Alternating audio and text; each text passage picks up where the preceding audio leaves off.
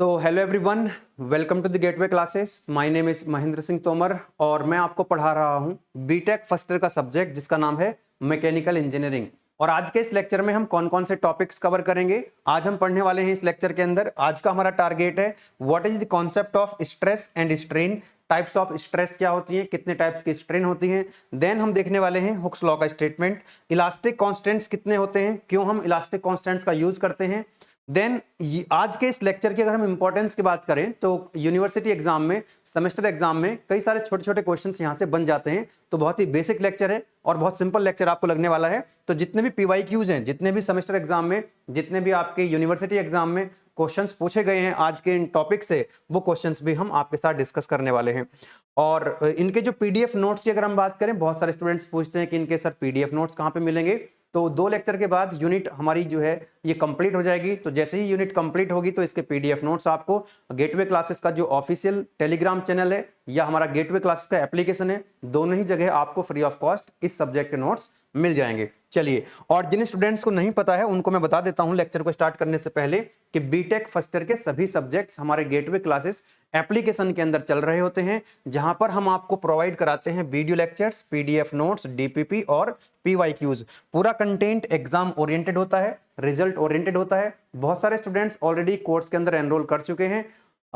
Full course का link, combo pack का link, individual subjects के जो लिंक्स हैं इस वीडियो के डिस्क्रिप्शन में आपको मिल जाएंगे। आप भी एनरोल करके आज से ही अपनी पढ़ाई स्टार्ट कर सकते हैं और अपने सेमेस्टर एग्जाम में, अपने यूनिवर्सिटी एग्जाम में, अपने इंटरनल एग्जाम्स में एक बहुत अच्छा स्कोर कर सकते हैं, एक बहुत अच्छा रिजल्ट आप प्रोड्यूस कर सकते हैं। चलिए तो क्लास को स्टार्ट करते हैं। आज की समझेंगे यहां पर कि what is the meaning of stress, stress का क्या मतलब होता है। देखो, यूनिट नंबर 1 में मैंने आपको बताया था कि यूनिट नंबर 1 में हम डील कर रहे हैं सॉलिड इलास्टिक बॉडी को। किसको डील कर रहे हैं बेटा? Solid elastic body. देखो, मैंने आपको बताया हुआ है, आपको ये बेसिक चीजें हैं पहले से पता होंगी, स्कूल्स में आप पढ़ के आते हैं कि कोई भी जो सब्सटेंस है या तो वो लिक्विड स्टेट में होगा या वो गैसेस स्टेट में होगा या सॉलिड स्टेट में होगा। तो लिक्विड और गैसेस की जो है वो हम नेक्स्ट यूनिट्स के अंदर बात कर रहे होंगे। यूनिट नंबर 1 में हम बात करते हैं सॉलिड इलास्टिक बॉडी की, सॉलिड बॉडी की हम बात करते हैं। ठीक है, सॉलिड बॉडी में क्या होता है, जो पार्टिकल्स होते हैं वो क्लोजली पैक होते हैं एक दूसरे के साथ, जो उनकी जो मॉलिक्यूलर फोर्स होते हैं वो काफी स्ट्रांग होते हैं। तो यहां पर मैंने एक सॉलिड बॉडी कंसीडर की है और मान लेते हैं कि ये इसकी सेंट्रोइडल एक्सिस है, इसकी लॉन्गिट्यूडल एक्सिस है। अब हमने क्या किया, जैसे ये पेन है तो ये सॉलिड बॉडी है। कैसी बॉडी है बेटा? सॉलिड बॉडी है। अब मैं इसके ऊपर अगर ऐसे फोर्स लगाता हूं, इसको ऐसे खींचता हूं, या जैसे कॉपर की कोई रॉड है या कॉपर का कोई वायर है, लोहे का कोई वायर है, उसको आप अगर ऐसे खींचते हो तो वो खिंचता नहीं है। क्यों नहीं खिंचता है? क्यों नहीं खींचता है? देखो जरा यहाँ पे। तो मैंने क्या करा, डायग्राम से समझेंगे। इस बॉडी के ऊपर मैंने क्या किया, फोर्स लगाए। मैंने एक यहाँ पर फोर्स लगाया, आगे चल करके समझेंगे कि ये टेंसाइल फोर्स होता है ना। फोर्स कैसे हो सकते हैं? टेंसाइल और कंप्रेसिव भी हो सकते हैं। तो यहाँ पर हमने एक फोर्स P इधर की तरफ लगाया और दूसरा फोर्स इक्वल अमाउंट का उधर की तरफ हमने लगाया। मतलब इस बॉडी को हम इस तरह से खींच रहे हैं। अब ये खींच नहीं रही है, क्योंकि क्यों नहीं खींच रही है? अभी जो P जो आपने फोर्स लगाया ना यहाँ पे, ये डिफॉर्मिंग फोर्स है, ये आपने बाहर से फोर्स अप्लाई किया है, मतलब इसको खींच रहे हो आप। ठीक है, अब ये बॉडी खिंच नहीं रही है, ये बॉडी टूट नहीं रही है। क्यों? क्योंकि ये जो बॉडी है ये मॉलिक्यूल से मिलकर तो बनी होगी ना, इसके अंदर तो मॉलिक्यूल्स होंगे, ढेर सारे मॉलिक्यूल्स होंगे। और आपको पता है कि जो सॉलिड के मॉलिक्यूल्स होते हैं वो क्लोजली पैक होते हैं एक दूसरे के साथ। तो अगर हम यहां से इसको कट करके देखें, जैसे ये कोई बॉडी है, आपने कोई रॉड है, इसको ऐसे कट करके देखोगे, आप ऐसे खींच रहे हो। अब आप इसको क्रॉस सेक्शन को ऐसे देखोगे लाइक दिस, तो आपको दिखाई देगा कि जिस तरफ हम फोर्स लगा रहे हैं उसके अपोजिट डायरेक्शन में बॉडी के अंदर से मटेरियल के अंदर से एक रजिस्टिंग फोर्स डेवलप हो रहा है। तो उसी को करके यहां पर हम देखने का प्रयास करते हैं। तो हमने क्या किया, इसको यहां से कट किया, इस बॉडी को कोई क्रॉस सेक्शन हमने यहां लिया और इसको मान लिया, ये बोल दीजिए कि ये पार्ट ए है इसका और ये इसका पार्ट बी है ना। 2 पार्ट में इसको कट कर दिया है। नाउ अब ध्यान से इसको देखिएगा तो आपको कुछ इस तरह का दिखाई देगा, एक क्रॉस सेक्शन इस तरह का आपको ये दिखाई देगा लाइक दिस। तो कितना फोर्स लगा हुआ है? ये तो वो फोर्स है जो आपने अप्लाई किया हुआ है, ये तो वो फोर्स है जो आपने अप्लाई किया है। This is the deforming force या अप्लाइड फोर्स। इसको हम क्या बोल सकते हैं? डिफॉर्मिंग फोर्स, या फिर आपने बोल सकते हो इसको अप्लाइड फोर्स, जो आपने अप्लाई किया है। अब देखो, इस पे आपने इधर की तरफ अप्लाई किया हुआ है लोड, आपने इसको कट करके देखा तो जिस डायरेक्शन में आपने फोर्स अप्लाई किया है, ध्यान दीजिएगा, जिस डायरेक्शन में आपने फोर्स अप्लाई किया है उसके अपोजिट डायरेक्शन में उसके अपोजिट डायरेक्शन में इस तरह से लाइक दिस, इसके अपोजिट डायरेक्शन में एक रजिस्टिंग फोर्स डेवलप होगा बॉडी के अंदर से इंटरनली, उसको हम बोलेंगे कैपिटल आर। कैपिटल आर क्या है? इन सभी का सम है। आपने क्या करा, उधर की तरफ खींच रहे हो तो उसके अपोजिट डायरेक्शन में बॉडी के अंदर से मॉलिक्यूल्स की वजह से क्या हो रहा है? इंटरनल रेजिस्टिंग फोर्स डेवलप हो रहा है। हर मॉलिक्यूल्स की वजह से क्या होगा? इंटरनल रेजिस्टिंग फोर्स डेवलप होगा। उनको अगर हम जोड़ दें तो हम लिखेंगे कैपिटल आर। और कैपिटल आर क्या है बेटा? This is internal resisting force. ये क्या है? This is internal resisting force. ध्यान दीजिएगा। तो जब हम किसी बॉडी के ऊपर फोर्स लगाते हैं, जब हम किसी बॉडी के ऊपर फोर्स लगाते हैं तो बॉडी डिफॉर्म होना चाहती है। डिफॉर्म होना चाहती है मतलब बॉडी अपनी शेप एंड साइज चेंज करना चाहती है। जैसे आप तार को खींचोगे तो तार की लंबाई बढ़ना चाहेगी, यस और नो। तो जब बॉडी की शेप एंड साइज चेंज होती है तो उसको हम बोलते हैं डिफॉर्म हो रही है बॉडी, है ना। और जो हम बाहर से फोर्स लगा रहे हैं, जो उस बॉडी को डिफॉर्म कर रहा है फोर्स, उसको बोलते हैं डिफॉर्मिंग फोर्स, क्योंकि ये टर्म बार बार यूज होगी। तो हमने बाहर से एक फोर्स लगाया P, जिसको हम बोल रहे हैं डिफॉर्मिंग फोर्स। तो इस फोर्स को लगाने की वजह से बॉडी डिफॉर्म होना चाहती है। बॉडी क्या करती है? डिफॉर्म होना चाहती है। तो इसको, बॉडी को डिफॉर्म होने से रोकने के लिए, बॉडी की लंबाई, मैंने ऐसे खींचना स्टार्ट किया, अब बॉडी की लंबाई नहीं बढ़ रही है, इस रॉड की लंबाई बढ़ नहीं रही है, क्योंकि उस रॉड के अंदर से, उस मटेरियल के अंदर से एक रजिस्टिंग फोर्स डेवलप हो रहा है। उसके अंदर से एक रजिस्टिंग फोर्स डेवलप हो रहा है। Are you getting my point? इस इंटरनल रजिस्टिंग फोर्स को ही हम क्या बोलते हैं? स्ट्रेस बोलते हैं।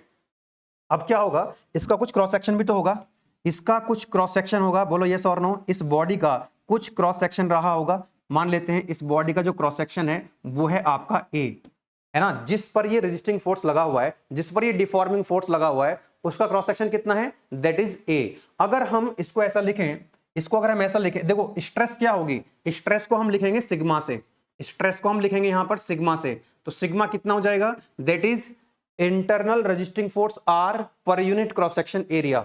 तो capital R upon capital A, capital R upon capital A. Capital R क्या है बेटा? That is internal resisting force पर unit cross section area. A क्या है यहां पर? Cross section area. तो यहां से क्या आपको डेफिनेशन मिल जाएगी? आपको यहां से डेफिनेशन मिल जाएगी कि internal resisting force, internal resisting force पर unit cross section area is called stress. वही चीज यहां पर लिखी गई है कि it is defined as internal resisting force पर unit cross sectional area. Stress is nothing but, एक लाइन में डिफाइन कर सकते हो कि जो बॉडी के अंदर से रजिस्टिंग फोर्स डेवलप होता है, इंटरनल रजिस्टिंग फोर्स को अगर उस क्रॉस सेक्शन एरिया से डिवाइड कर देते हो, जिस क्रॉस सेक्शन एरिया पे वो लोड लगा हुआ है, जिस क्रॉस सेक्शन एरिया पे वो इंटरनल रजिस्टिंग फोर्स डेवलप हो रहा है, तो उसी को क्या बोलते हैं? उस रेशियो को क्या बोलते हो आप? स्ट्रेस बोलते हो। ये इसकी डेफिनेशन हो गई। स्ट्रेस की इंटेंसिटी कैसे कैलकुलेट करोगे? अब मान लीजिए न्यूमेरिकल क्वेश्चन आपसे पूछ लिया जाता है यहां पे, देखो अब क्या करना है आपको, जो आप बॉडी क्या रखना है, आपको बॉडी को रखना है इक्विलिब्रियम में। इक्विलिब्रियम में कब रहेगी बॉडी? आप लोग पढ़ चुके हो, पहले मैं आपको फोर्स सिस्टम पढ़ा चुका हूं, उसमें हम इक्विलिब्रियम की बात कर चुके हैं। इक्विलिब्रियम का मतलब है कि नेट रिजल्टेंट फोर्स जो है बॉडी पे क्या होना चाहिए? वो जीरो होना चाहिए। वो कब होगा? जितना फोर्स ये लग रहा होगा उतना ही फोर्स क्या होना चाहिए? ये इधर की तरफ होना चाहिए। मतलब P जो है वो R जो है P के बराबर होना चाहिए, तभी ना बॉडी क्या रहेगी? इक्विलिब्रियम में रहेगी, अदरवाइज बॉडी क्या हो जाएगी? डिफॉर्म हो जाएगी। बोलो यस और नो। तो जितना फोर्स आपने लगाया, कम से कम उतना फोर्स जो है बॉडी के अंदर डेवलप होना चाहिए, तब जो बॉडी है वो इक्विलिब्रियम में रहेगी। अगर आपको लोड की इंटेंसिटी कैलकुलेट करनी है, अगर आपको लोड की इंटेंसिटी कैलकुलेट करनी है तो आप R को P से रिप्लेस कर सकते हो। ये जो R है ये P के बराबर होना चाहिए, ये R जो है वो P के बराबर होना चाहिए। इस बात का आपको ध्यान रखना है। तो कई बार क्या होता है, क्वेश्चन जो है एग्जाम में पूछ लेता है आपसे, छोटा सा क्वेश्चन पूछ लेगा कि आप कोई बॉडी है, उसके ऊपर कोई फोर्स लगा हुआ है, उसका मैग्नीट्यूड मान लीजिए 10 किलो न्यूटन है, एरिया आपको दिया हुआ है उसका, तो आप क्या करेंगे? P और A की वैल्यू रखेंगे तो लोड की, सॉरी, स्ट्रेस की जो इंटेंसिटी है वो आपको मिल जाएगी। इतनी बात समझ में आ गई? तो जब भी आप न्यूमेरिकल सॉल्व करेंगे तो आप इस फॉर्मूले का यूज कर सकते हैं। डेफिनेशन के लिए आप लिखेंगे R अपॉन ए, और स्ट्रेस को कैलकुलेट करने के लिए, कैलकुलेशन करने के लिए P अपॉन ए। R को आप P से क्या कर देंगे? रिप्लेस कर देंगे। आ जाइए, अब अगर हम बात करें यूनिट ऑफ स्ट्रेस की, तो स्ट्रेस की यूनिट क्या होगी? बहुत सिंपल है कि भाई जो प्रेस लोड है, जो आपका ये लोड है P, इसकी यूनिट क्या होगी? That is newton. और एरिया की यूनिट क्या होती है? That is metre square. तो इसकी यूनिट क्या हो जाएगी? That is newton per metre square. और इस न्यूटन पर मीटर स्क्वायर को क्या बोलते हैं, पास्कल। यानी कि 1 पास्कल का जो मतलब होता है, what is the meaning of 1 pascal, that is 1 Newton per metre square. अब मान लो एरिया को आपने मिलीमीटर स्क्वायर में रख दिया, इसको आपने किलो न्यूटन में रख दिया, तो आप इसको किलो न्यूटन में भी रख सकते हैं, है ना। किलो न्यूटन पर mm स्क्वायर भी हो सकता है, kilo Newton per metre square भी हो सकता है, ठीक है। अब पास्कल की जगह क्या हो सकता है, मेगा पास्कल भी हो सकता है, गीगा पास्कल भी हो सकता है, ठीक है। तो वो आगे चल करके जब हम और न्यूमेरिकल सॉल्व करेंगे आपको और अंडरस्टैंडिंग बनती चली जाएगी। आई होप कि अगर 2 नंबर में डेफिनेशन पूछ लेता है what is the meaning of stress, तो आप ये छोटा सा डायग्राम बना करके ये लाइन लिख देंगे, इसकी यूनिट लिख देंगे, इसका फॉर्मूला लिख देंगे, that is more than sufficient for 2 marks. लेकिन कई बार तो क्या होता है, यूनिवर्सिटी एग्जाम में आपसे पूछ लेगा एक्सप्लेन स्ट्रेस। अब एक्सप्लेन स्ट्रेस को वो 2 मार्क्स में पूछ लेगा या लॉन्ग क्वेश्चन में 7 मार्क्स में पूछ लेगा। अरे बोलो यस और नो। अगर 7 मार्क्स में पूछ लेगा तो क्या इतने से काम चलेगा, नहीं। अगर आपसे सिंपल और ये पूछ लिया कि एक्सप्लेन द स्ट्रेस और 7 मार्क्स में, तो आपको ये सब लिखना है, उसके बाद आपको टाइप्स ऑफ स्ट्रेस भी लिखना होगा, डायग्राम बना करके समझाना होगा, तब जाकर के आपको मार्क्स मिलेंगे। चलिए तो यहां पर देख लेते हैं कि what are the types of stress, stress कितने टाइप्स की होती हैं। तो यहां पर लिखा हुआ है स्ट्रेस जो है वो नॉर्मल स्ट्रेस हो सकती है, शेयर स्ट्रेस हो सकती है, क्योंकि हम आगे चल करके इनके डेरिवेशंस भी डिराइव करेंगे, है ना, वो भी इंपॉर्टेंट है, एग्जाम में आते हैं, तो ध्यान रखेंगे। वहां पर हम कुछ नोटेशंस यूज करेंगे, जैसे हम लिखते हैं नॉर्मल स्ट्रेस को सिग्मा से, नॉर्मल स्ट्रेस को बेटा हम सिग्मा से लिखेंगे, सिग्मा से लिखेंगे नॉर्मल स्ट्रेस को। शेयर स्ट्रेस को हम लिखेंगे टाउ से, शेयर स्ट्रेस को हम टाउ से लिखेंगे। देन उसके बाद लॉन्गिट्यूडनल स्ट्रेस क्या है, नॉर्मल स्ट्रेस के अंदर ही आती है, ये भी वॉल्यूमेट्रिक स्ट्रेस भी नॉर्मल स्ट्रेस के अंदर आएगी। अब ये जो लॉन्गिट्यूडनल स्ट्रेस होती है ना, ये जो आपकी लॉन्गिट्यूडनल स्ट्रेस होती है ना, सिग्मा एल लिख दिया मैंने इसको, क्योंकि ये नॉर्मल स्ट्रेस ही है, तो सिग्मा का मतलब नॉर्मल स्ट्रेस, एल का मतलब लॉन्गिट्यूडनल।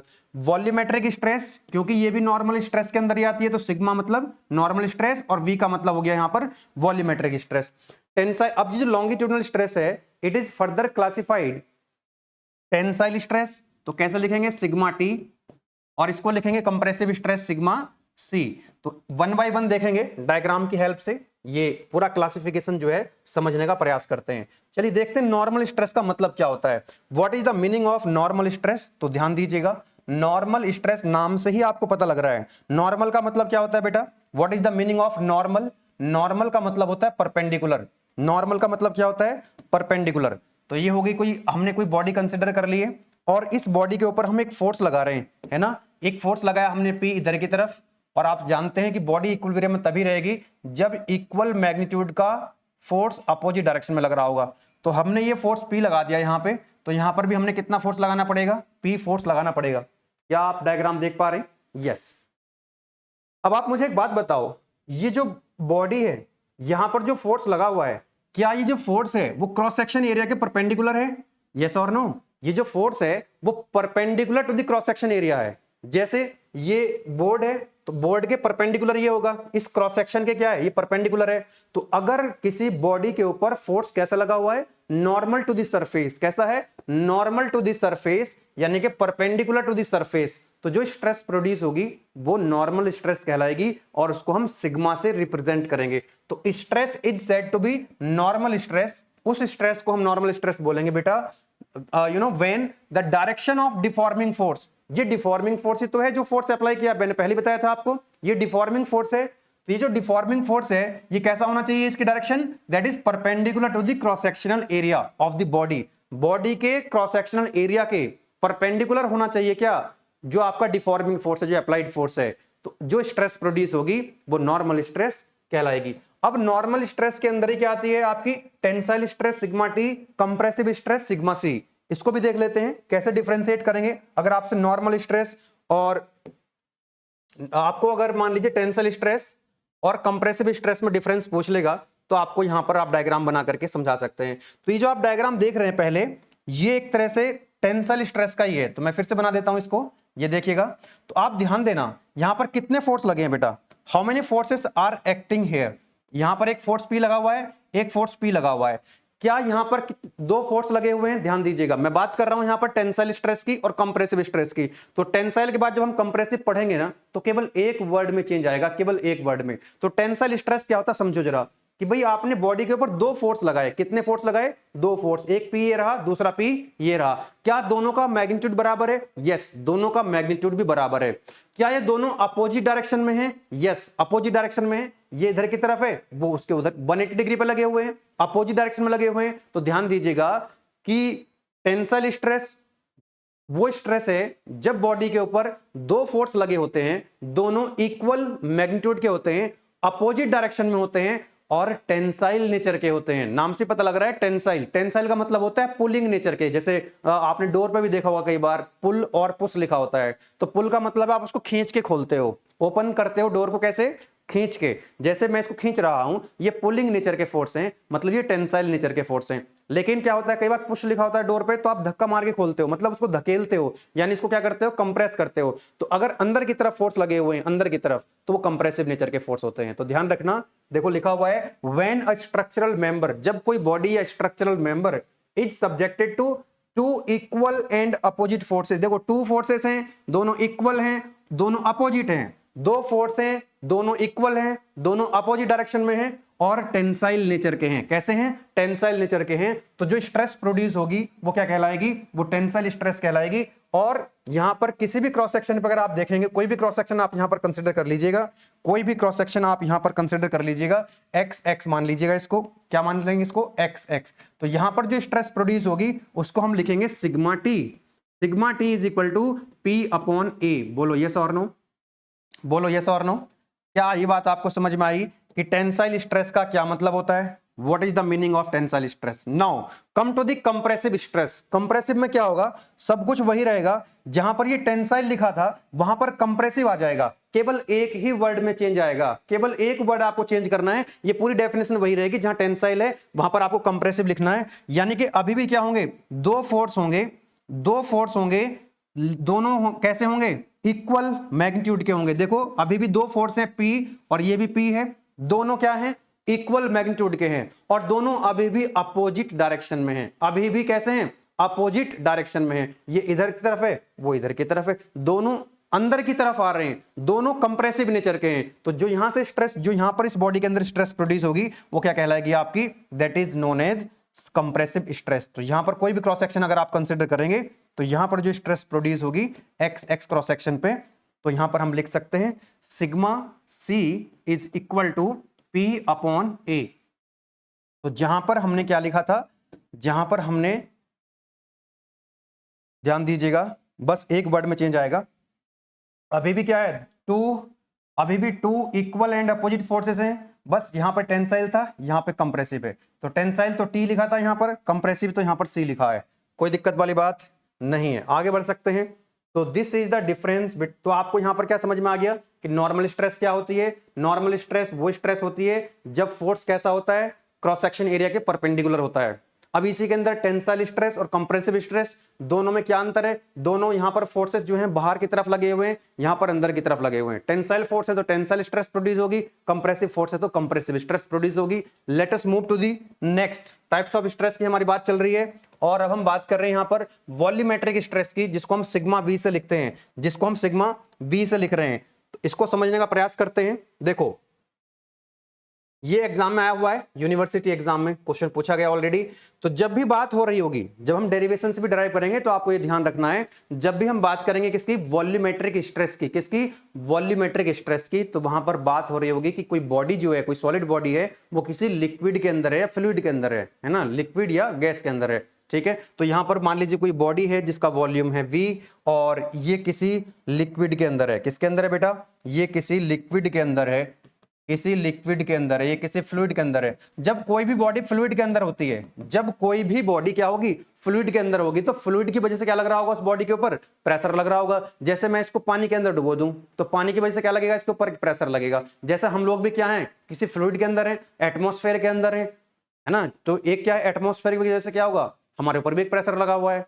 तो यहां पर क्या लगेगा, एक प्रेशर लगेगा। बोलो यस और नो। और आप सब जानते हैं जो प्रेशर होता है that is normal to the surface होता है। हमेशा याद रखना है, यूनिट नंबर 4 में हम प्रेशर की बात कर रहे होंगे, तो प्रेशर हमेशा कैसा होता है बेटा, नॉर्मल टू द सरफेस होता है। तो यहां पर क्या लग रहा होगा, हर तरफ से क्या लग रहा होगा, प्रेशर लग रहा होगा P, प्रेशर P लग रहा होगा इस बॉडी के ऊपर। अब जब इस बॉडी के ऊपर बाहर से प्रेशर लगेगा P, एक्सटर्नली प्रेशर लग रहा है P, तो क्या होगा, बॉडी के अंदर डिफॉर्मेशन आना चाहेंगे, यूनिफॉर्म डिफॉर्मेशन आना चाहेंगे, क्योंकि हर तरफ से प्रेशर लगा हुआ है तो यूनिफॉर्म डिफॉर्मेशन इसके अंदर हो रहे होंगे। अब उस डिफॉर्मेशन को रजिस्ट करने के लिए बॉडी के अंदर से क्या डेवलप होता है, स्ट्रेस। तो उस स्ट्रेस को आप क्या बोलोगे, वॉल्यूमेट्रिक स्ट्रेस बोलोगे, और इस वॉल्यूमेट्रिक स्ट्रेस को हम सिग्मा वी से रिप्रेजेंट करते हैं। तो 2 मार्क्स में ये क्वेश्चन पूछा गया पहले, तो इतना आप डायग्राम बना करके और ये लाइन इसके अंदर लिख सकते हैं। नेक्स्ट आता है आपका टाइप्स ऑफ स्ट्रेस के अंदर ही, that is what, shear stress. That is what, shear stress. देखते हैं what is the meaning of shear stress. देखो अभी तक हमने बात करी है किसकी, नॉर्मल स्ट्रेस की बात करी है। किसकी बात करी है बेटा, नॉर्मल स्ट्रेस की, ध्यान दीजिएगा। अभी तक हम बात कर रहे थे नॉर्मल स्ट्रेस की। तो अगर बॉडी के ऊपर नॉर्मल फोर्स लग रहा होगा तो क्योंकि प्रेशर भी क्या होता है, नॉर्मल ही होता है ना, तो जब बॉडी के ऊपर क्रॉस सेक्शन के perpendicular, normal to the cross section load लग रहा होगा, फोर्स लग रहा होगा, तो वहां पे जो स्ट्रेस प्रोड्यूस होती है दैट इज नॉर्मल स्ट्रेस। अब बात कर रहे हैं हम शेयर स्ट्रेस की। देखो जैसे मान लो ये कोई बॉडी है ना, जैसे ये कोई बॉडी है, अगर इस बॉडी के क्रॉस सेक्शन के परपेंडिकुलर फोर्स है तो कौन सी स्ट्रेस प्रोड्यूस होगी, नॉर्मल। लेकिन इस क्रॉस सेक्शन के, इस सरफेस के टेंजेंशियल भी तो फोर्स हो सकता है। टेंजेंशियल मतलब होता है स्पर्श करता हुआ, इसको छूता हुआ, पैरेलल फोर्स है ना, पैरेलल। कोई क्रॉस सेक्शन जैसे ये है बोर्ड के परपेंडिकुलर, तो ये हो गया, ये तो हो गया बोर्ड के परपेंडिकुलर, और ये हो गया बोर्ड के parallel, that is what, tangential. तो अगर फोर्स कैसा है बेटा, अगर फोर्स किसी बॉडी के सरफेस के टेंजेंशियल लगा हुआ है तो जो स्ट्रेस प्रोड्यूस होगी वो शेयर स्ट्रेस कहलाएगी। इसके लिए भी आप एक डायग्राम बना करके समझा सकते हैं। मान लीजिए एक आपने एक एलिमेंट यहां पर कंसिडर कर लिया, आप देखना जरा एक बार, ध्यान दीजिएगा। यस, देखो क्या लिखा हुआ है, shear stress produced by a force which is tangential to the surface of a body is known as shear stress, is known as shear stress. तो और थोड़ा सा इसको समझने के लिए कंसिडर करते हैं, let us consider a rectangular block A B C D fixed at the bottom plane and subjected to tangential force P at the upper plane. तो यहां पर हमने एक रेक्टेंगुलर ब्लॉक कंसिडर कर लेते हैं लाइक दिस, ध्यान दीजिएगा इस तरह से। तो यहां पर जो फोर्स लग रहा होगा बेटा वो टेंजेंशियल टू द सरफेस होगा, टेंजेंशियल टू द सरफेस होगा। तो हमने क्या करना है, एक रेक्टेंगुलर ब्लॉक इस तरह से कंसिडर कर लेना है। एक रेक्टेंगुलर ब्लॉक हमने कंसिडर कर लिया, और क्या बोल रहा है ये कि जो बॉटम वाला प्लेन है उसको फिक्स कर देते हैं, है ना। आप इसके नाम दे सकते हैं A B C D E F, ठीक है। अब ये जो बॉटम वाला प्लेन है इसको कर देते हैं फिक्स, इसको कर देते हैं फिक्स, ठीक है। ये बॉटम वाला जो प्लेन है हमने बॉटम प्लेन को क्या कर दिया है, फिक्स कर दिया है। और जो अपर प्लेन है ना, जो अपर प्लेन है उस पर हमने टेंजेंशियल फोर्स लगा दिया है, अपर प्लेन। तो टेंजेंशियल फोर्स लगाएंगे यहां पे, टेंजेंशियल फोर्स लगाएंगे इस तरह से, जो अपर वाला प्लेन है ना, टेंजेंशियल फोर्स इस तरह से। तो हमने इसको लिखा कि हमने एक फोर्स है P जो टेंजेंशियल टू द सरफेस है, अपर वाले प्लेन पे हमने टेंजेंशियल फोर्स लगा दिया, और निचले वाला जो प्लेन है उसको हमने क्या कर दिया, फिक्स कर दिया है, ठीक है। अब क्या है यहां पर देखो, शेयर स्ट्रेस, स्ट्रेस होती क्या है, फोर्स अपॉन एरिया, लेकिन बात हो रही है शेयर स्ट्रेस की, तो फोर्स कैसा आएगा, टेंजेंशियल फोर्स आएगा। तो यहां पर टेंजेंशियल फोर्स लगा हुआ है, तो हमेशा ध्यान रखिएगा कि जब भी बात हो रही होगी बेटा शेयर स्ट्रेस की, तो वहां पर जो फोर्स होगा वो टेंजेंशियल फोर्स होगा। कैसा फोर्स होगा, दैट इज टेंजेंशियल फोर्स। तो यहां पर आप देखना ये टेंजेंशियल फोर्स हमने लिख दिया है। अब टेंजेंशियल फोर्स कितना है, यहां पे शेयर स्ट्रेस को हम टाउ से लिखते हैं, तो ये हो जाएगा आपका tau, that is shear stress, tau is equal to, अब टेंजेंशियल फोर्स कितना है, दैट इज पी, पी हमने टेंजेंशियल फोर्स को लिखा है। और यहां पर जो एरिया आएगा वो कितना आएगा, ध्यान दीजिएगा। अब इसका एरिया कैसे पता लगेगा, इसके कुछ डायमेंशंस आपको दे रखे होंगे। मान लेते हैं ये L है डायमेंशन, ये इसकी डायमेंशन कितनी है, H है, और ये डायमेंशन इसकी कितनी है, दैट इज B, है ना। कुछ भी डायमेंशन आप मान सकते हैं। तो ये इसका एरिया आपको निकालना है, force upon area, force upon area. अब एरिया कौन सा निकालोगे, जिस प्लेन पे, जिस सरफेस पे क्या लगा हुआ है, फोर्स लगा हुआ है टेंजेंशियल। तो आपको ये वाले इस एरिया की बात करनी है, ये वाला जो एरिया है दिस वन। तो ये एरिया कैसे निकालोगे कि ये कितनी डायमेंशन है, this is L and this is B। अरे बोलो यस और no, this is what, L, ये तो L है आपका, ये L है और ये B है। तो रेक्टेंगल का एरिया कितना, रेक्टेंगुलर ब्लॉक है ना हमारे पास, रेक्टेंगल का एरिया कितना होता है, height into base, L into B। तो यहां पर हम लिखेंगे P upon B into L। बोलो कोई दिक्कत वाली बात नहीं है। इस तरह से हम लोगों ने समझ लिया यहाँ पे कि नॉर्मल स्ट्रेस क्या होती है, शेयर स्ट्रेस क्या होती है। बस ध्यान रखिएगा, जब भी आप किसी भी एग्जाम में लिखें, चाहे वो कोई भी एग्जाम हो, आपका सेमेस्टर एग्जाम हो, इंटरनल एग्जाम्स हो, अगर सब्जेक्टिव है, सब्जेक्टिव मतलब कन्वेंशनल है, जिसमें आपको लिखना पड़ता है, एक होता है ना MCQ type multiple choice questions, आपको टिक मारने होते हैं। तो जब टिक मारने होते हैं तो उसमें तो रिप्रेजेंटेशन का जो आपका वे ऑफ रिप्रेजेंटेशन है उसका कोई मतलब होता नहीं है। अदरवाइज जब जब भी आपको सब्जेक्टिव पेपर देना होगा, जब भी आपको कन्वेंशनल पेपर देना, अब आप में से कुछ स्टूडेंट्स हो सकते हैं कि यूपीएससी का या इंजीनियरिंग सर्विस का एग्जाम लिखें जहां पर कन्वेंशनल यानी कि सब्जेक्टिव पेपर होता है, तो आपके जो वे ऑफ प्रेजेंटेशन है, the way of representation should be little bit good, तभी आपको मार्क्स अच्छे मिलते हैं। तो उसमें डायग्राम्स जो है वो इंपॉर्टेंट रोल प्ले करते हैं। अपनी जो अब कई बार क्या होता है, आप पैराग्राफ में लिख देते हो चीजों को, है ना, लंबे लंबे पैराग्राफ नहीं लिखने हैं आपको, पॉइंट्स में लिखने हैं, ठीक है ना, पॉइंट्स बना करके लिखने चाहिए आपको। इक्वेशंस हैं, कुछ फॉर्मूले हैं, तो इस तरह से लिख करके उसको बॉक्स में बंद कर सकते हैं, और डायग्राम अच्छे से बनाइएगा, ठीक है ना, तो आपको मार्क्स अच्छे मिलते हैं। अदरवाइज होता क्या है, अदरवाइज होता क्या है कि जब आपका रिजल्ट आता है, जब आपका रिजल्ट आता है तो आप बोलते हैं कि सर हमारे तो, हम तो जैसे मान लो 70 मार्क्स का पेपर है यूनिवर्सिटी एग्जाम में, कि सर हमारे तो 60 प्लस आने चाहिए थे, हमने तो बहुत पूरा पेपर अटेम्प्ट किया था, 70 का अटेम्प्ट किया था, तो कम से कम 60-65 तो आने चाहिए थे, मार्क्स आ रहे हैं 40 या 35। सो व्हाट, देखिए कई बार तो कारण हो सकता है कि इवैल्यूएशन ठीक ना हुआ, कॉपी कई बार चेक ठीक से नहीं होती है, लेकिन उसमें से एक मेन कारण यह भी होता है, आपने पेपर अटेम्प्ट तो किया है पूरा, लेकिन जो आपका तरीका है पेपर को अटेम्प्ट करने का, वो कहीं ना कहीं उतना अच्छा शायद नहीं रहा होगा, है ना। कई बार इवैल्यूएशन भी कारण होता है, कई बार आपका जो वे ऑफ रिप्रेजेंटेशन है वो अच्छा नहीं होता है। बहुत सारे स्टूडेंट्स का वे ऑफ रिप्रेजेंटेशन बहुत अच्छा होता है, तो उनके मार्क्स भी अच्छे आते हैं। चलिएगा नेक्स्ट, अब हमने बात कर ली है कि स्ट्रेस क्या होती है, टाइप्स ऑफ स्ट्रेस की बात कर ली है, और let us talk about type strain क्या होती है, और स्ट्रेन कितने टाइप्स की होती है। तो स्ट्रेन का मतलब समझते हैं, स्ट्रेन का मतलब समझिएगा, what is the meaning of strain. तो इसको भी डायग्राम से समझ लेते हैं। मान लीजिए फिर से वही डायग्राम हम बना रहे हैं, कोई एक बॉडी है ना, कोई एक बॉडी है, इस बॉडी के ऊपर हमने क्या करा, फोर्स लगाया, टेंजेंट। अब तो आपको समझ में आ गया होगा टेंसाइल फोर्स क्या होता है और कंप्रेसिव फोर्स क्या होता है। तो यहां पर मैं टेंसाइल फोर्स लगा देता हूं, यहां पर मैं टेंसाइल फोर्स लगा देता हूं P, और यहां भी टेंसाइल फोर्स लगा देते हैं P, तो बॉडी इक्विलिब्रियम में रहेगी। तो होता क्या है कि जब हम किसी बॉडी के ऊपर, जब हम किसी बॉडी के ऊपर फोर्स अप्लाई करते हैं, तो बॉडी डिफॉर्म होना चाहती है, बॉडी अपनी शेप एंड साइज को चेंज करना चाहती है। जैसे फॉर एग्जांपल ये कोई वायर है, कोई तार है, कोई रॉड है, उस पर अगर मैं टेंसाइल फोर्स लगाऊंगा तो उसकी लेंथ क्या होगी, इंक्रीज होगी, और पहले कुछ ओरिजिनल लेंथ रही होगी, तो change in length upon original length क्या हो जाएगी, आपकी स्ट्रेन हो जाएगी।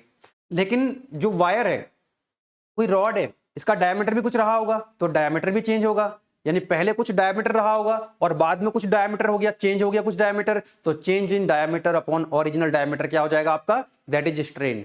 अब मान लीजिए, ऐसे समझिएगा इसको, देखो ध्यान से समझना इस बात को, और मैं थोड़ा डिटेल बता देता हूं आपको, क्योंकि आपका क्या होगा कि एग्जाम में आप जब क्वेश्चन सॉल्व करोगे न्यूमेरिकल, तो बॉडी जो है वो सर्कुलर क्रॉस सेक्शन की भी हो सकती है, मतलब बॉडी जो है ऐसी भी कुछ हो सकती है, लाइक दिस, यस और नो। जैसे ही बॉटल है, सर्कुलर क्रॉस सेक्शन है इसका, इसका क्रॉस सेक्शन कैसा है, सर्कुलर क्रॉस सेक्शन है, यहां पर एक फोर्स लगा है P, यहां भी एक फोर्स लगा हुआ है P, तो जब न्यूमेरिकल आएगा तो वो सर्कुलर क्रॉस सेक्शन की बॉडी भी हो सकती है। जैसे यहां पे आप ध्यान दीजिएगा, जैसे ये सर्कुलर क्रॉस सेक्शन हो गया, ये कैसा क्रॉस सेक्शन है, ये है आपका circular cross section, like this.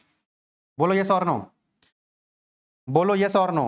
या फिर जो क्रॉस सेक्शन है बॉडी का, बॉडी का जो क्रॉस सेक्शन है बेटा, वो कैसा हो सकता है, वो रेक्टेंगुलर क्रॉस सेक्शन भी हो सकता है, लाइक दिस, वो रेक्टेंगुलर क्रॉस सेक्शन भी हो सकता है इस तरह से।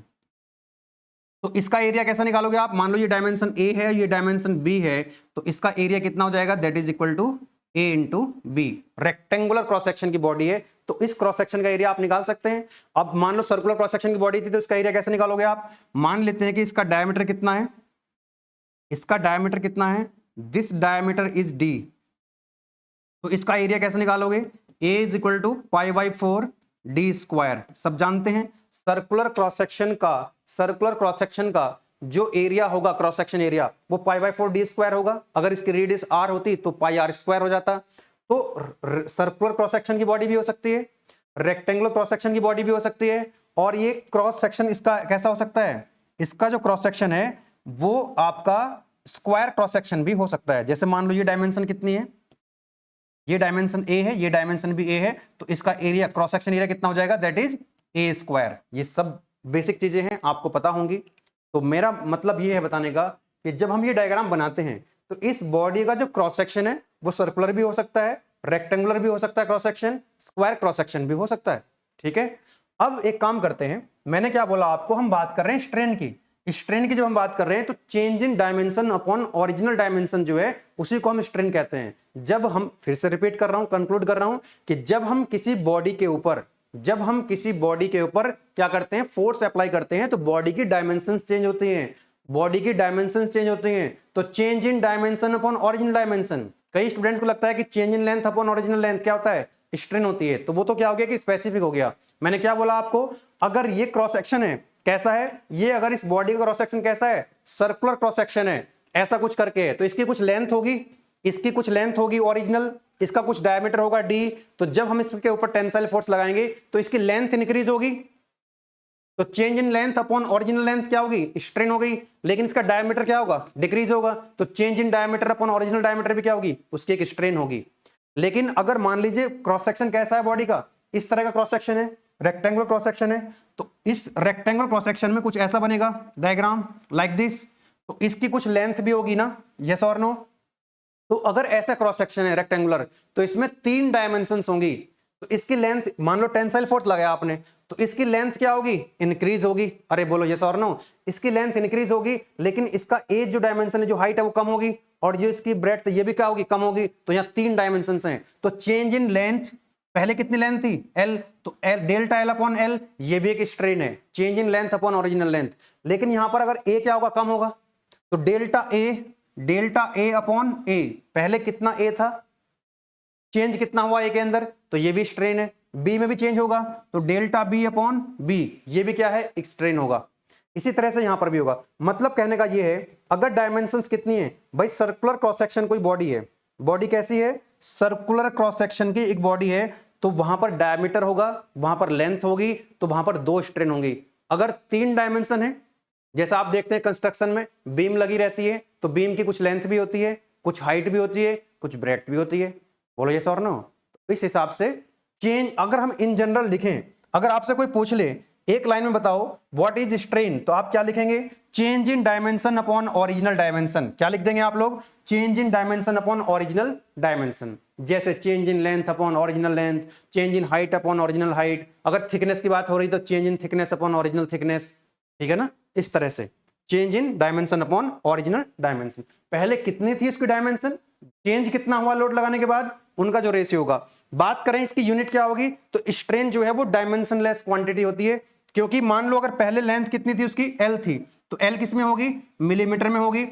चेंज कितना हुआ लेंथ में, वो भी एमएम में होगा, तो एमएम ऊपर भी आएगा नीचे भी आएगा, तो ये क्या होंगी, कैंसिल आउट हो जाएंगी। बोले यस और नो, चेंज है ना, ऊपर चेंज है नीचे ऑर्डर, तो दोनों की जो यूनिट होंगी से, इसकी यूनिट भी सेम, इसकी यूनिट भी सेम, तो ये स्ट्रेन जो है दैट इज डायमेंशनलेस क्वांटिटी। इस बात को आप ध्यान रखेंगे, स्ट्रेन कैसी क्वांटिटी है, डायमेंशनलेस क्वांटिटी है, इसकी यूनिट नहीं होती है। आगे बढ़ सकते हैं, यस इस बात का ध्यान रखेंगे। ये जो मैंने आपको बात बताई है, सर्कुलर क्रॉस सेक्शन की बॉडी भी हो सकती है, रेक्टेंगुलर क्रॉस सेक्शन की बॉडी हो सकती है, स्क्वायर क्रॉस सेक्शन की बॉडी भी हो सकती है।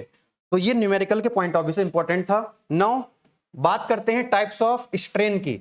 तो एक होता है आपका नॉर्मल स्ट्रेन, जैसे स्ट्रेस को बताया था मैंने, नॉर्मल स्ट्रेस होती है, और नॉर्मल स्ट्रेस को हमने सिग्मा से लिखा था। एक तो इसी तरह से नॉर्मल स्ट्रेन भी होगी, नॉर्मल स्ट्रेन को एप्सिलॉन से लिखेंगे। शेयर स्ट्रेस होती है जिसको हमने टाउ से लिखा था, यहां पर शेयर स्ट्रेन होगी जिसको हम पाई से लिखेंगे। अब फिर नॉर्मल स्ट्रेन के अंदर longitudinal strain, lateral strain, volumetric strain आ जाएगी। ठीक है, चलिए अब इसको थोड़ा सा देख लेते हैं, क्योंकि यहां से भी क्वेश्चन एग्जाम में आ रखे हैं पहले से।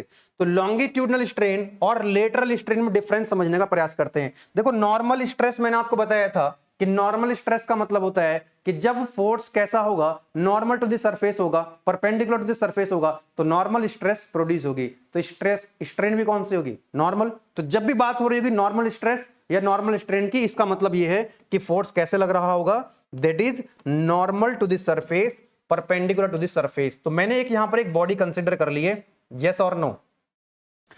अब ये मैंने क्या बोला था आपको कि भाई सर्कुलर क्रॉस सेक्शन की कोई सी भी हो सकती है, तो मैंने यहां पर सर्कुलर क्रॉस सेक्शन की एक बॉडी कंसीडर कर ली है। एक सॉलिड बॉडी है, एक कोई रॉड मान सकते हैं, उसका कुछ ओरिजिनल लेंथ रही होगी। अभी हमने लोड अप्लाई नहीं किया, ध्यान दीजिएगा, अभी हमने इसके ऊपर लोड अप्लाई नहीं किया है।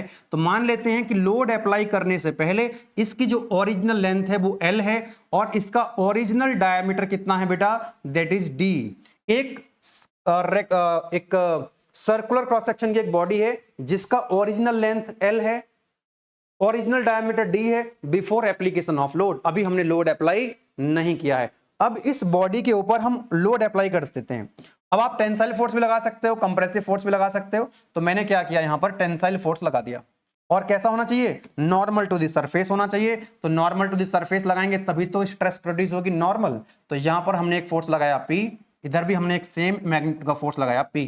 अब जैसे ही आप इसके ऊपर फोर्स लगाओगे, जैसे ही आप इसको खींचना स्टार्ट करोगे, तो क्या इसकी लेंथ इंक्रीज होगी? यस, लेंथ इंक्रीज होगी तो डायमीटर क्या होगा, इसका डिक्रीज होगा। अरे यस और नो? अगर मान लो इस पे आप कंप्रेसिव फोर्स लगाते, इस तरह से अंदर की तरफ फोर्स लगाते, तो डायमीटर बढ़ता और लेंथ इसकी घट जाती। लेकिन हमने टेंसाइल फोर्स लगाया। अभी हमने कौन सा फोर्स लगाया? टेंसाइल फोर्स लगाया। इसका मतलब यह हुआ कि इसकी लेंथ इंक्रीज होगी और फाइनल जो शेप होगी बॉडी की कुछ इस तरह की बनेगी, लाइक दिस। यहां पर आप देख सकते हैं फोर्स अप्लाई करने के बाद, हम बात कर रहे हैं फोर्स जब हमने लगा दिया, जब हमने इसके ऊपर डिफॉर्मिंग फोर्स अप्लाई कर दिया, तो इसकी जो फाइनल डायमेंशन है, जो फाइनल लेंथ होगी, क्या वो इंक्रीज हो जाएगी?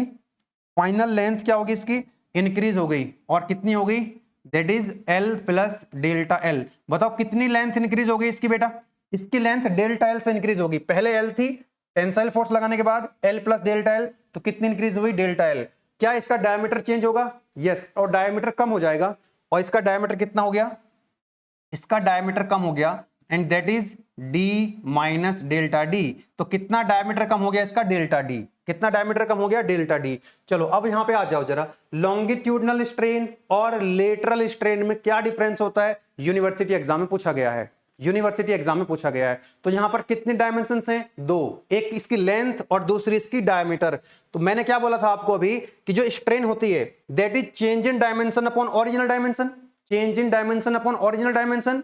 और अभी जो मैंने डायग्राम लिया है यहां पे, तो कितने डायमेंशन है? दो, एक लेंथ और दूसरी डायमीटर। तो दो स्ट्रेन आएंगे यहां पे, एक change in length upon original length और दूसरी change in diameter upon original diameter. अब इनमें से कौन से लॉन्गिट्यूडनल है, कौन से लेटरल है? तो जिस डायरेक्शन में फोर्स लगा हुआ है, ध्यान दीजिएगा, जिस डायरेक्शन में फोर्स लगा है उस डायरेक्शन में कितना चेंज हुआ डायमेंशन में, that is known as longitudinal strain.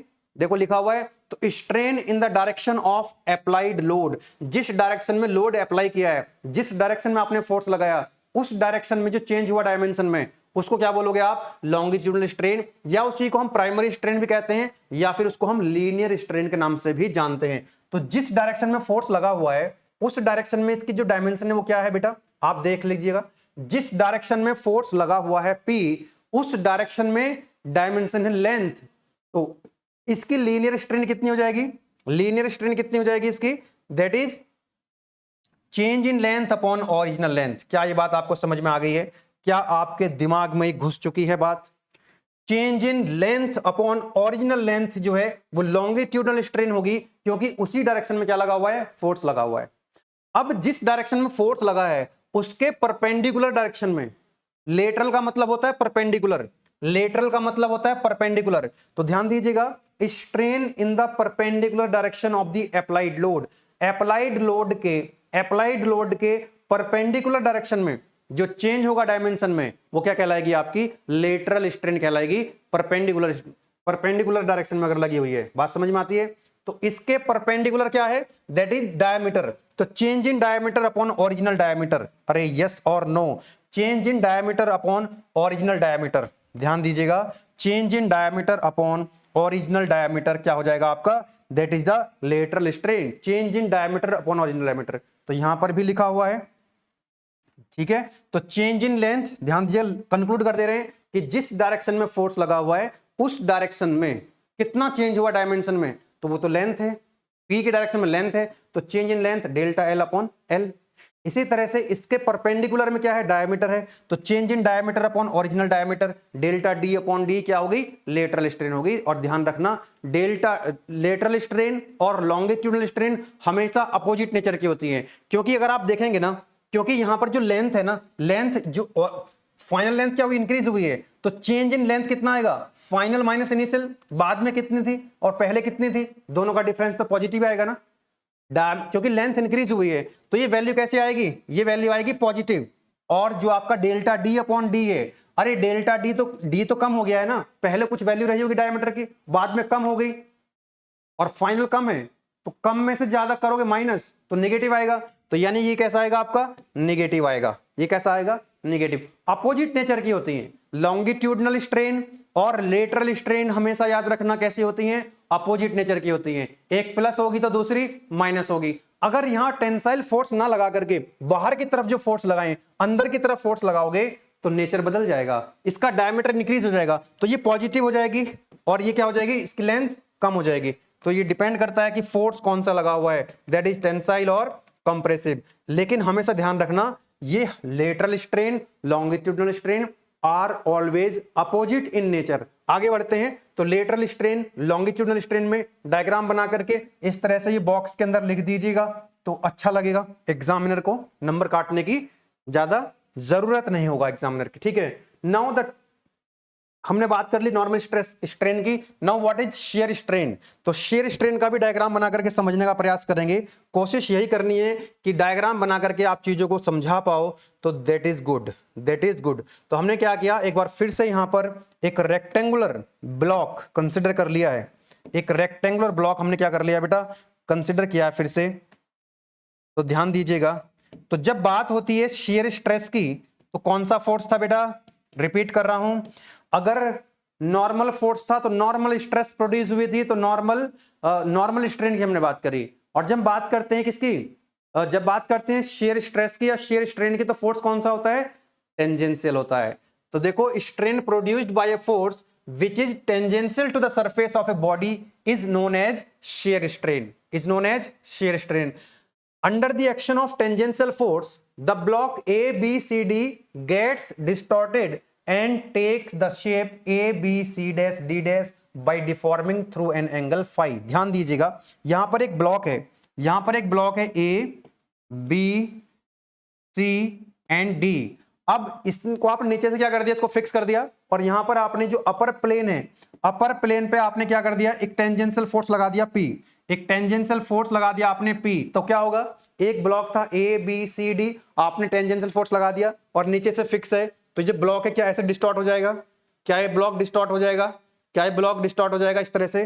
तो इसकी जो फाइनल शेप होगी, क्या वो कुछ इस तरह की रही होगी, क्या इसकी जो फाइनल शेप है वो कुछ इस तरह से आएगी, लाइक दिस। अरे बोलो यस और नो, फाइनल शेप कुछ ऐसी आएगी, और इस पॉइंट को आपने क्या बोल दोगे, ये पॉइंट जो है वो हो जाएगा आपका C डैश, और ये पॉइंट नया आ जाएगा that is D dash, D dash हो जाएगा, C डैश हो जाएगा, और ये जो एंगल है ये एंगल बनेगा फाई, ये एंगल कितना बन जाएगा, फाई। ओके, तो यही बात इसमें लिखी गई है कि अगर किसी बॉडी के सरफेस पे टेंजेंशियल फोर्स लगेगा तो tangential strain shear strain produce होगी, जिसको हम फाई से लिख रहे होंगे, ठीक है। चलिए आगे देखते हैं। अब एक राइट एंगल ट्रायंगल आपको मिल रहा है, एक ट्रायंगल आपको मिल रहा है, तो मैं यहां लिखना चाहूंगा इन राइट एंगल ट्रायंगल, कौन सा, BCC dash, in triangle BCC dash.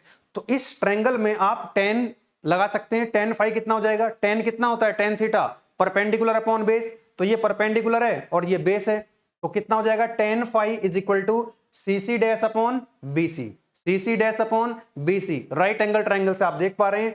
अब क्योंकि ये सॉलिड बॉडी है, ये तो डायग्राम में आपको दिखाया जा रहा है ताकि आपको दिख जाए अच्छे से, अदरवाइज ये जो पॉइंट है D और D डैश के बीच का डिस्टेंस जो है that is very very small, that is very very small. इसी तरह से C और C डैश की जो डिस्टेंस होगी इनके बीच में डिस्प्लेसमेंट जो है दैट इज वेरी स्मॉल, इसलिए हम ये कह सकते हैं जो फाई है, this angle phi is very very small. तो लिखेंगे यहां पे because angle phi is very very small. जब एंगल बहुत छोटा होता है तो हम tan थीटा को थीटा लिख सकते हैं, sin थीटा को थीटा लिख सकते हैं, या आपने बेसिक मैथमेटिक्स में पढ़ा होगा। तो हम tan फाई को क्या लिख सकते हैं, फाई लिख सकते हैं। कारण क्या है, because phi is very very small, तो tan फाई को हमने फाई लिखा and that is equal to CC dash upon BC, that is equal to. तो इस तरह से एग्जाम में आप भी क्या कर सकते हैं, एक ब्लॉक में इसको लिख दीजिएगा। अब ये जो आपका एंगल फाई है, ये जो एंगुलर डिफॉर्मेशन है, देखो देखो अगर आपने क्या करा, इस बॉडी के ऊपर एक आपने फोर्स लगाया तो इस बॉडी की लेंथ बढ़ गई, पहले कितनी थी 1 मीटर और 2 mm इसकी लेंथ बढ़ गई, तो वो तो हुआ लीनियर डिफॉर्मेशन। कैसा डिफॉर्मेशन? Linear deformation. लेकिन यहां पर जो डिफॉर्मेशन हो रहा है दैट इज एंगुलर डिफॉर्मेशन। कैसा हो रहा है? Angular deformation. फाई जो है वो एक स्मॉल एंगल है, एंगुलर डिफॉर्मेशन है। तो द एंगुलर डिफॉर्मेशन फाई, ये जो डिफॉर्मेशन हुआ है एंगुलर फाई जिससे हम लिख रहे हैं, इसको अगर हम रेडियन में लिखें तो यही रिप्रेजेंट करता है किसको? शेयर स्ट्रेन को। तो शेयर स्ट्रेन को यही रिप्रेजेंट करता है, जो एंगुलर डिफॉर्मेशन होता है वो शेयर स्ट्रेन होती है। बात समझ में आ गई आपको? तो मेरे ख्याल से आगे बढ़ सकते हैं, इसको दोबारा से लिख दें, है ना, in triangle B C C dash. ठीक है, आगे बढ़ा जाए तो हमने बात कर ली यहां पर शेयर स्ट्रेन भी इन यूनिवर्सिटी एग्जाम में 2 नंबर में क्वेश्चन पूछा गया पहले से। Now let us talk about the Hooke's law. अभी तक हम लोगों ने पढ़ा था क्या स्ट्रेस क्या होती है, स्ट्रेस कितने टाइप्स की होती है, स्ट्रेन क्या होती है, कितने टाइप्स की स्ट्रेन होती है। अब स्ट्रेस और स्ट्रेन में रिलेशन चाहिए। अब स्ट्रेस और स्ट्रेन में, जैसे आपके पास क्या है बेटा, आपके पास कुछ इस तरह से है, मान लीजिए ये आपके एक्सिस है, this is your y axis and this is x axis. Yes और नो? ये है एक्स और ये है वाई। तो एक्स और वाई में भी तो रिलेशन होता है ना, जैसे y directly proportional to x होता है, y directly proportional to x, तो ये वाई और एक्स में क्या है? एक रिलेशन है। और आप एक इक्वेशन आपने देखी होगी, तो अगर मान लीजिए यहां से प्रोपोर्शनलिटी का साइन रिमूव करें तो एक कांस्टेंट आता है y is equal to m x. अरे ऐसी इक्वेशन पढ़ी है कि नहीं? y is equal to m x, ये y is equal to m c ऐसा करके पढ़ी होगी, जो कि एक स्ट्रेट लाइन होती है लाइक दिस। बोलो यस और नो? तो इसी तरह से अब हमारे पास क्या है, x और y नहीं है, मतलब क्या है हमारे पास? स्ट्रेस और स्ट्रेन है। क्या है? स्ट्रेस और स्ट्रेन। स्ट्रेस और स्ट्रेन में रिलेशन किसने बताया? हुक्स लॉ ने। किसने बताया? हुक्स लॉ ने। समझना बहुत ध्यान से, क्या है हुक्स लॉ का स्टेटमेंट? कह रहा है कि Hooke's law states that when a material is loaded with in proportional limit. ध्यान दीजिएगा, ये लिमिट बड़ी इंपॉर्टेंट है और नेक्स्ट क्लास में आपको बताऊंगा what is the meaning of proportional limit. ठीक है ना? जब हम किसी बॉडी के ऊपर लोड अप्लाई करते हैं, ध्यान दीजिएगा, जब हम किसी बॉडी के ऊपर लोड अप्लाई करते हैं, बॉडी कैसी है? सॉलिड बॉडी है, सॉलिड बॉडी है। तो जब हम सॉलिड बॉडी के ऊपर लोड अप्लाई करते हैं within proportional limit, with in proportional limit जब हम लोड अप्लाई करते हैं तो जो स्ट्रेस होती है that is directly proportional to strain. ध्यान दीजिएगा, तो जहां पर y है, y की जगह हम लिखेंगे स्ट्रेस को, y की जगह हम लिखेंगे स्ट्रेस, और जहां पर है आपका x उसकी जगह आ जाएगा स्ट्रेन। ध्यान दीजिएगा, स्ट्रेस स्ट्रेन।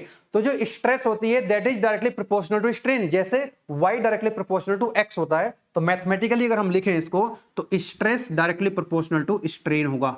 इस अकॉर्डिंग टू हुक्स लॉ, जब हम किसी बॉडी के ऊपर लोड अप्लाई करते हैं within proportional limit, stress is directly proportional to strain. तो जब आप प्रोपोर्शनलिटी का साइन रिमूव करते हो तो क्या आता है? एक कांस्टेंट आता है। तो यहां से क्या करेंगे, एक कांस्टेंट मिल जाएगा आपको, सिग्मा इज इक्वल टू, जिसको हम लिखें कैपिटल ई से। तो यहां से जो कैपिटल ई है ये एक प्रोपोर्शनलिटी कांस्टेंट है, that is equal to stress upon strain. ध्यान दीजिएगा, अब जब यहां पे जो आपको क्या मिल रहा होगा, यहां पे जो आपको मिला है क्या? Capital E, that is proportionality constant, constant of proportionality. इसको हम क्या बोलते हैं? लिख दिया मैंने यहां पे कि where constant of proportionality capital E, where constant of proportionality capital E is called Young's modulus और मॉडुलस ऑफ इलास्टिसिटी। ये जो कैपिटल ई है प्रोपोर्शनलिटी कांस्टेंट है, ये यंग्स मॉडुलस है इसका नाम, या मॉडुलस ऑफ इलास्टिसिटी आप बोल सकते हैं इसको, जो कि एक सॉलिड मटेरियल की प्रॉपर्टी होती है, जो कि सॉलिड मटेरियल की क्या होती है? प्रॉपर्टी होती है। Young's modulus is the property of solid material. ध्यान दीजिएगा, ये सॉलिड मटेरियल की प्रॉपर्टी है। जैसे कुछ नहीं करा आपने, तो आपने क्या करा था बेटा, एक बार फिर से मैं बता देता हूं, जैसे y directly proportional to x होता है तो y इज इक्वल टू mx आ जाता है। तो y की जगह क्या आ गया? यहां पे y की जगह स्ट्रेस आ गया, x की जगह स्ट्रेन आ गया, और यहां पर जो m था ये स्लोप था किसका? एक्स वाई डायग्राम का। कैसे बनाते हो डायग्राम? कैसे बनाते हो डायग्राम कि जब y directly proportional to x होता है तो कुछ इस तरह से तो बनेगा।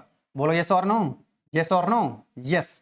तो यहां पर m क्या है? एक्स वाई डायग्राम का स्लोप होता है, एक्स वाई डायग्राम का स्लोप होता है, तो यहां पर जो कैपिटल ई है वो यंग्स मॉडुलस है, जो कि स्ट्रेस वर्सेस स्ट्रेन डायग्राम का स्लोप होता है। ठीक है, ये एडिशनल जानकारी मैंने दे दी आपको, इतनी जरूरत नहीं है वैसे। तो ये जो है आपकी this is the proportional limit, यहां पर क्या हो जाएगी, ये जो लिमिट है ये है आपकी proportional limit, that is important point, this is proportional limit.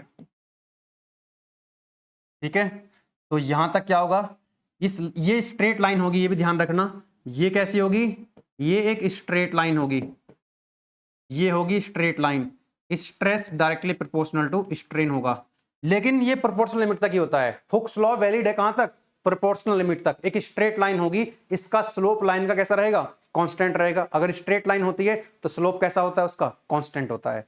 क्या ये बात आपको समझ में आ गई?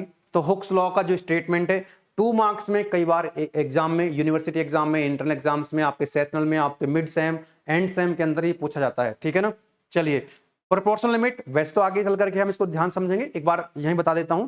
देखो, जब हम किसी बॉडी के ऊपर क्या करते हैं, लोड लगाते हैं, जब हम किसी बॉडी की, मान लीजिए आपने 1 किलोन्यूटन फोर्स लगाया, ठीक है ना, तो वहां पर स्ट्रेस जो है वो डायरेक्टली प्रोपोर्शनल टू स्ट्रेन है। फिर आपने लोड को बढ़ाया, stress directly proportional to strain है, मतलब आपको क्या मिल रही है, एक स्ट्रेट लाइन मिल रही है। लेकिन एक लिमिट आती है कि उस लिमिट के बाद और ज्यादा लोड इंक्रीज करोगे तो क्या होगा, स्ट्रेस जो है वो स्ट्रेन के डायरेक्टली प्रोपोर्शनलिटी नहीं रहेगी, है ना, वो स्ट्रेट लाइन वहां पर आपको देखने के लिए नहीं मिलेगी, कोई कर्व बनने लग जाएगा, तो उसको बोलते हैं प्रोपोर्शनल लिमिट। जब हम स्ट्रेस स्ट्रेन डायग्राम पढ़ेंगे डिटेल में, माइल्ड स्टील के लिए और कास्ट आयरन के लिए, तब वहां पर मैं एक्सप्लेन करूंगा दोबारा से आपको प्रोपोर्शनल लिमिट क्या होती है, इलास्टिक लिमिट क्या होती है, वहां पर और भी कई सारे पॉइंट्स आते हैं, वहां पर आपको और ज्यादा अच्छे से क्लियर हो जाएंगी चीजें। आगे चलते हैं। Now what are the elastic constant, यहां से भी आपके mid sem, and sem, semester exam, PUT, ये एग्जाम में आपके पूछे जाते हैं। तो कितने इलास्टिक कांस्टेंट्स होते हैं, तो हमारे जो सिलेबस में है होमोजेनियस आइसोट्रोपिक मटेरियल के लिए देयर आर 4 इलास्टिक कांस्टेंट्स, नाम लिख दिए सबके, है ना, कौन कौन से हैं। एक तो है पॉइजन रेशियो, जिसको हम म्यू से लिखते हैं, और कई बुक में इसको 1/m से भी लिखा जाता है, म्यू से लिखेंगे या 1/m से लिखेंगे। दूसरा आता है आपका modulus of elasticity, modulus of elasticity, जिसको हम यंग्स मॉडुलस कैपिटल ई से लिखते हैं। तीसरा आता है मॉडुलस ऑफ रिजिडिटी, जिसको हम शेयर मॉडुलस से लिखते हैं, जी से हम इसको लिखेंगे, या कई बुक में इसको सी से भी लिखा जाता है। एक आता है bulk modulus, that is capital के। तो ये 4 हैं, ये 4 मॉडुलस, चार इलास्टिक कांस्टेंट्स हैं, इनको हम देखने वाले हैं। ठीक है, चलिए इलास्टिक कांस्टेंट्स का हम यूज क्यों करते हैं, आपने देखा कि हमारे पास स्ट्रेस थी, हमारे पास स्ट्रेन थी, अब इनके बीच में क्या आ गया था, दैट इज कैपिटल ई। तो कैपिटल ई ने किस में रिलेशन दिया, स्ट्रेस में और स्ट्रेन में। इसी तरह से जी भी आएगा, के भी आएगा, तो अल्टीमेटली स्ट्रेस और स्ट्रेन में क्या दे रहे हैं, रिलेशन दे रहे हैं। तो elastic constants are used to determine the strain theoretically, strain को हम डिटरमाइन करने के लिए क्या कर सकते हैं, इनका यूज कर सकते हैं। Elastic constants are used to obtain the relationship between stress and strain, stress और स्ट्रेन में रिलेशनशिप को डेवलप करने के लिए हम इलास्टिक कांस्टेंट्स का यूज करते हैं, आप देखेंगे आगे चल करके। आ जाइए, नाउ पहला हम देखते हैं पॉइजन रेशियो, ये बहुत बार एग्जाम में आ जाता है। तो पॉइजन रेशियो का क्या मतलब होता है, मैंने आपको अभी एक चीज बताई थी, मैंने आपको बताया था अभी कि लेटरल स्ट्रेन क्या होती है, लॉन्गिट्यूडनल स्ट्रेन क्या होती है। एक बार फिर से रिकॉल कर लें कि जिस डायरेक्शन में फोर्स लगा रहता है उस डायरेक्शन में जो स्ट्रेन होती है उसको लॉन्गिट्यूडनल स्ट्रेन कहते हैं। उसके परपेंडिकुलर, फोर्स के परपेंडिकुलर डायरेक्शन में जो स्ट्रेन होती है दैट इज लेटरल स्ट्रेन। अब लेटरल और लॉन्गिट्यूडनल स्ट्रेन का जो रेशियो होता है बेटा, उसको हम क्या बोलते हैं, उसी को हम बोलते हैं पॉइजन्स रेशियो। क्या बोलते हैं, पॉइजन्स रेशियो, है ना। इसको थोड़ा सा करेक्ट कर देते हैं। और पॉइजन रेशियो को हम किससे लिखते हैं, म्यू से। पॉइजन रेशियो को हम म्यू से लिखते हैं, किससे लिखते हैं, म्यू से। तो what is mu, Poisson ratio is lateral strain to the longitudinal strain. Lateral strain और लॉन्गिट्यूडनल स्ट्रेन का रेशियो क्या होता है, पॉइजन रेशियो होता है। ठीक है, नाउ पॉइजन रेशियो क्या है, एक डायमेंशनलेस क्वांटिटी है। जैसे हमने एक क्वांटिटी और पढ़ी थी दैट इज स्ट्रेन, तो स्ट्रेन और पॉइजन रेशियो ये डायमेंशनलेस क्वांटिटी है, इनकी कोई यूनिट नहीं आती है। अच्छा, एक बात आप ये भी ध्यान रख सकते हैं, the value of mu, mu बोले तो पॉइजन रेशियो, पॉइजन रेशियो की जो वैल्यू होती है वो 0.25 से 0.33 के बीच में लाई करती है for most of the engineering materials. For most of the engineering materials, ज्यादातर इंजीनियरिंग मटेरियल्स के लिए म्यू की जो वैल्यू होती है पॉइजन रेशियो की 0.25 0.33 के बीच में होती है। अगर थ्योरेटिकली हम बात करें तो म्यू जो है that is always greater than और इक्वल टू 0, ये हमेशा 0 से ज्यादा होगा, और लेस देन और इक्वल टू 0.5 ऐसा करके कुछ होगा, ठीक है, थ्योरेटिकली। लेकिन प्रैक्टिकली ऐसा होता है, हमेशा 0 से ज्यादा होगी वैल्यू, प्रैक्टिकली हमेशा पॉइजन रेशियो की वैल्यू 0 से ज्यादा होगी और 0.5 से कम होगी। कई बार न्यूमेरिकल जब आप सॉल्व करेंगे तो न्यूमेरिकल आया था लास्ट टाइम भी यहां से एक न्यूमेरिकल, वो भी हम सॉल्व करेंगे नेक्स्ट लेक्चर में। तो ध्यान रखना कि अगर म्यू की जरूरत आपको पड़ जाए तो म्यू की वैल्यू कितनी ले लेंगे आपको, तो म्यू न्यूमेरिकल में लिख देता हूं, for numerical point of view, numerical के लिए आप क्या करेंगे, म्यू की वैल्यू ले लेंगे 0.3 इफ नॉट गिवन, लिख देता हूं if not given in the question, question के अंदर अगर आपको नहीं दे रखी है, न्यूमेरिकल में अगर म्यू की वैल्यू आपको नहीं दे रखी है, और numerical mu is equal to, या हम यहां लिखते हैं और अच्छे से लिखना चाहें, एज्यूम यहां लिख देंगे या टेक लिख देंगे, टेक म्यू इक्वल टू, थोड़ा आगे लिख देते हैं, take mu is equal to 0.3 if not given in the numerical. अगर न्यूमेरिकल प्रॉब्लम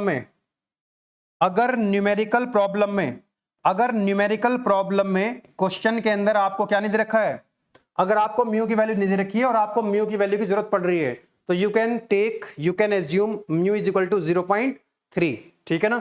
आगे बढ़ने का प्रयास करते हैं। नेक्स्ट आता है आपका modulus of elasticity, Young's modulus, ध्यान दीजिएगा। इसके बाद हम क्या देखने वाले हैं, शेयर मॉडुलस और बल्क मॉडुलस। तो तीनों में ध्यान रखना, चाहे वो यंग्स मॉडुलस हो, चाहे वो बल्क मॉडुलस हो, चाहे वो शेयर मॉडुलस हो, तीनों ही में क्या आएगा, ऊपर स्ट्रेस आएगी, नीचे स्ट्रेन, यानी स्ट्रेस और स्ट्रेन का रेशियो होता है। ध्यान देना यहां पे कि modulus of elasticity, Young's modulus, capital E से हम लिखेंगे इसको, it is defined as the ratio of normal stress to the normal strain. तो नॉर्मल स्ट्रेस और नॉर्मल स्ट्रेन का जो रेशियो होता है that is called Young's modulus. बहुत सिंपल सी डेफिनेशन है। तो यहां पर हमने लिखा था कि जो नॉर्मल स्ट्रेस होती है बेटा, जो नॉर्मल स्ट्रेस होती है उसको हम सिग्मा से लिखते हैं, नॉर्मल स्ट्रेन को हम एप्सिलॉन से लिखते हैं। इसको बॉक्स से बंद कर दीजिएगा। तो यंग्स मॉडुलस को हम कैपिटल ई से लिखते हैं। तो दिस इज कैपिटल ई, ठीक है, इसको करेक्ट कर लेंगे। कैपिटल ई जो है दैट इज यंग्स मॉडुलस। तो Young's modulus capital E is equal to normal stress to the normal strain. अब ये जो यंग्स मॉडुलस है या मॉडुलस ऑफ इलास्टिसिटी है, इसकी यूनिट क्या होगी, जो स्ट्रेस की यूनिट होती है, जो स्ट्रेस की यूनिट होती है वही स्ट्रेन की भी वही उसकी यंग्स मॉडुलस की यूनिट होती है, क्योंकि इसकी कोई यूनिट नहीं होती है। और स्ट्रेस की यूनिट होती है आपके न्यूटन पर मीटर स्क्वायर, अभी मैंने आपको बताया। तो इसकी यूनिट पे क्या हो जाएगी, newton per metre square. Unit of Young's modulus is same as the unit of stress because strain is the dimensionless quantity.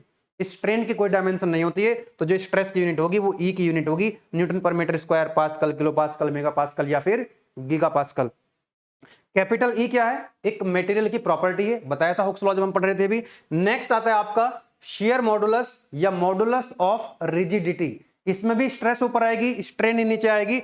और बस ध्यान रखना, जब भी शेयर स्ट्रेस की बात करेंगे, जब भी हम बात करते हैं, जब भी शेयर स्ट्रेस और शेयर स्ट्रेन की बात करते हैं, तो मॉडुलस ऑफ रिजिडिटी या शेयर मॉडुलस कैपिटल जी हमको देखने के लिए मिलता है। तो shear modulus capital G is equal to shear stress upon shear strain, tau upon phi. Shear stress को टाउ से लिखते हैं और फाई से हम शेयर स्ट्रेन को लिखते हैं, अभी पढ़ के आए हैं। सेम ये पॉइंट्स वही रहेंगे भाई, स्ट्रेन की कोई यूनिट नहीं होती है तो इसकी भी यूनिट वही होगी, कोई दिक्कत वाली बात नहीं, ये पॉइंट बिल्कुल सेम लिखा हुआ है। लास्ट में आपका आता है बल्क मॉडुलस। तो बल्क मॉडुलस की बात जब हम करेंगे, जब बात कर रहे होंगे हम लोग वॉल्यूमेट्रिक स्ट्रेस की, वॉल्यूमेट्रिक स्ट्रेन की, जब कोई बॉडी कहां पे है, किसी फ्लूइड के अंदर है, लिक्विड में है, ठीक है, तो वहां पर क्या होता है, हाइड्रोस्टैटिक स्ट्रेस आती है ना, इसलिए हम इसको क्या बोलते हैं, बल्क मॉडुलस को हम हाइड्रोस्टैटिक, जैसे स्ट्रेस होती है ना, जैसे आपकी वॉल्यूमेट्रिक स्ट्रेस होती है तो उसको हम बल्क स्ट्रेस या या हाइड्रोस्टैटिक स्ट्रेस के नाम से भी जानते हैं। तो ये क्या हो जाएगा आपका, तो बल्क मॉडुलस कैपिटल के से हम इसको लिखते हैं, and that is equal to volumetric stress ऊपर आएगा, नीचे आएगा आपका वॉल्यूमेट्रिक स्ट्रेन। तो इस तरह से रिप्रेजेंट करेंगे इसको। ये यूनिट वही रहेगी, बल्क मॉडुलस की यूनिट वही होगी जो शियर मॉडुलस की है, जो यंग्स मॉडुलस की है, यानी जो स्ट्रेस की यूनिट होती है। तो हमने देखा capital E Young's modulus, capital G shear modulus, capital K bulk modulus. तो ये तीनों ही क्या है बेटा, ये तीनों ही आपके स्ट्रेस और स्ट्रेन के रेशियो हैं। मैं एक बार अगर समराइज करूं, यहां पे मैं आपको समराइज करूं तो कैपिटल ई आपने देखा normal stress to the normal strain है, कैपिटल जी या कैपिटल सी भी लिखते हैं कई बार इसको, शेयर मॉडुलस को, ठीक है। तो वो क्या होगा आपका shear stress tau upon shear strain phi. एक होता है आपका capital K bulk modulus, that is volumetric stress upon volumetric strain. तो ये हमेशा क्या रहेंगे, तीनों ही जो है ऊपर आएगा स्ट्रेस और नीचे आएगा स्ट्रेन, तीनों ही केसेस में, ठीक है ना। ध्यान रखना है स्ट्रेस और स्ट्रेन के रेशियो है, फर्क ये है कि कौन से स्ट्रेस कौन से स्ट्रेन, ठीक है। तो इसके बाद हम नेक्स्ट लेक्चर में, क्योंकि अब हम बात कर चुके हैं यहाँ पे किसकी बेटा, बात कर चुके हैं डिटेल में, हम कॉन्सेप्ट समझ चुके हैं शियर स्ट्रेस और शियर स्ट्रेन की।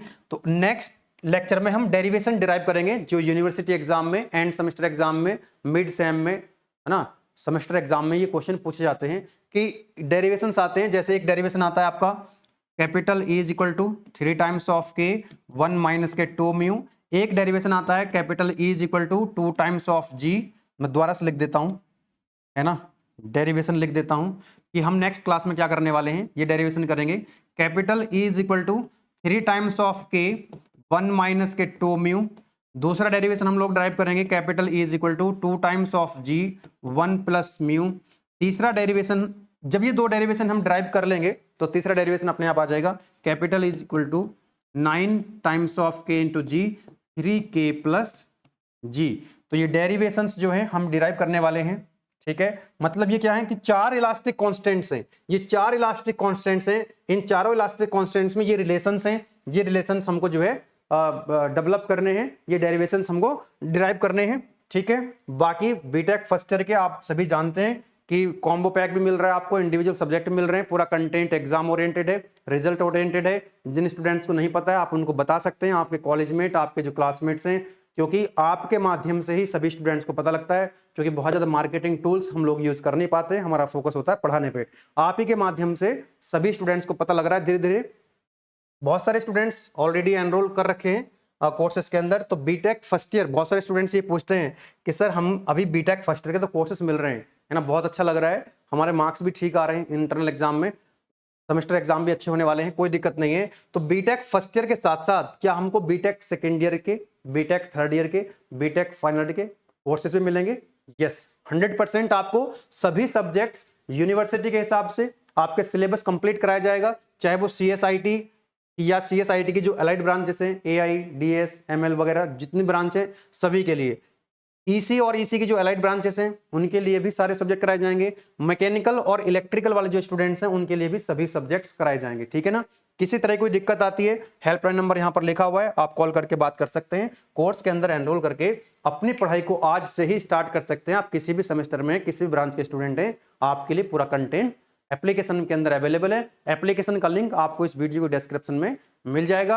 आपका जो भी फीडबैक है आप इस कमेंट बॉक्स में लिख सकते हैं, अच्छा है तो अच्छा लिखिए, खराब है तो खराब लिखिए।